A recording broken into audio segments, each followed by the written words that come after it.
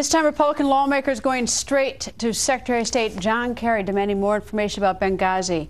And there's more. Oversight Chair Committee ISA issuing subpoenas for State Department documents. Senator Lindsey Graham joins us. Good evening, sir. Good evening.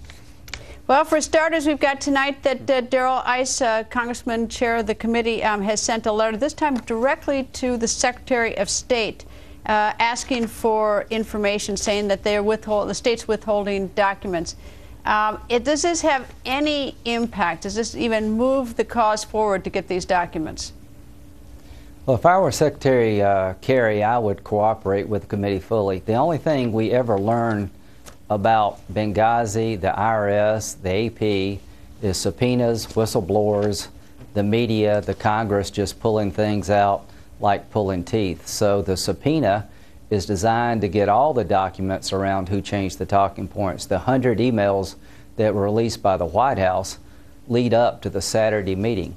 There was a meeting in the White House Saturday before Susan Rice came on the Sunday shows on the 16th of September, where they had a deputies meeting, an interagency meeting with White House personnel present that led to the talking points being changed. Who was in that meeting and what did they talk about? We still have no idea who was in that meeting and how the talking points got changed.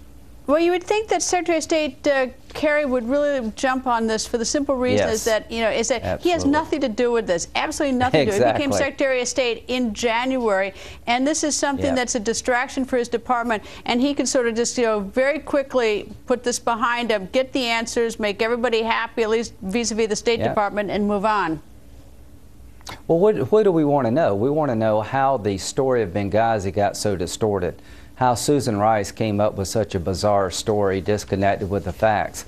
Why doesn't the White House give us the September 12th memo from Beth Thomas, where she told everybody in the White House and the State Department, I just told the President of Libya this was an al-Qaeda-inspired affiliated group attack on our consulate. Beth Jones? Beth Jones. Yeah, why don't we have that? At the end of the day, what do we want to know? We want to know how the story of Benghazi got so distorted. I want to hear from the survivors. I've written Secretary Kerry, I've written the CIA. Please make available to the Congress and the American people those who survived the attack in Benghazi so they can tell us what happened and we can learn from this. We're being stonewalled, and I wish my Democratic colleagues would show a little interest in trying to find out what happened in Benghazi. Well, the thing that I think has been effective against the Republican Party and Republican members who are looking for this is the fact that they have surrendered 100 pages of emails. But what's often not is is what they haven't surrendered. It's the huge gaps in time. That's what you don't have. And it's like if they want you just to go away, just to give it to you. Now they do say that they've given you 25,000 pages of documents. You've access to it. Is that true? Yeah, I don't know how many pages they're giving us, but 9 months after the attack, have you heard from one survivor?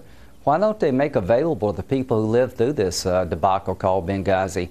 Why don't they tell us who was president of the White House on Saturday and who suggested the talking points be changed? We don't know anything about what the president did that night. Is there no one you can subpoena in the government and ask them the simple question, who is there, who are the survivors, and then go after the survivors yourself? I mean, can't you use this? I realize you can't in the Senate, but in the House?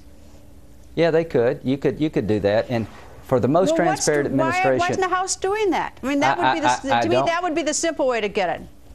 I don't know why the Commander-in-Chief will not share with us the details of his leadership on September the 11th. We know everything he did in the bin Laden raid. We have photos of him watching television, being in control on top of the situation Commander-in-Chief. I don't even know when he went to bed. I'm not going to stop until we hear from the survivors and the President accounts for his leadership before, during, and after. All right, we have 30 seconds left. Victoria Nuland, who is the spokesperson at the State Department, and sort of you see her name surface a couple times. She has just been nominated for a new job. Do you intend to ask her all these questions that you're not, will you get a chance to, I should say, and will you? Yes, and I won't be on the committee, but she'll be asked. She suggested that the original talking points by the CIA that said clearly it was a terrorist attack, an al-Qaeda affiliate, and that they had been warned about previous attacks. She pushed back because she didn't want the State Department to be blamed by Congress, she said. But she told me personally she has no idea who changed the talking points. The last time she saw the talking points was on Friday night. They got changed Saturday at the White House. Who was at the White House? What did they talk about? And how did the talking points get changed? That's what I want to know. Well, Senator, thank you very much. And I suggest you tell your friends on the House side of the Hill to use subpoenas to get someone who knows who are the survivors, and just ask that person under oath and then go after the survivors. That would be the easy way to do it. But yeah, and Secretary anyway. Kerry should make it easier for us all just by volunteering to have these people come forward. Senator, thank you, sir. Thank you.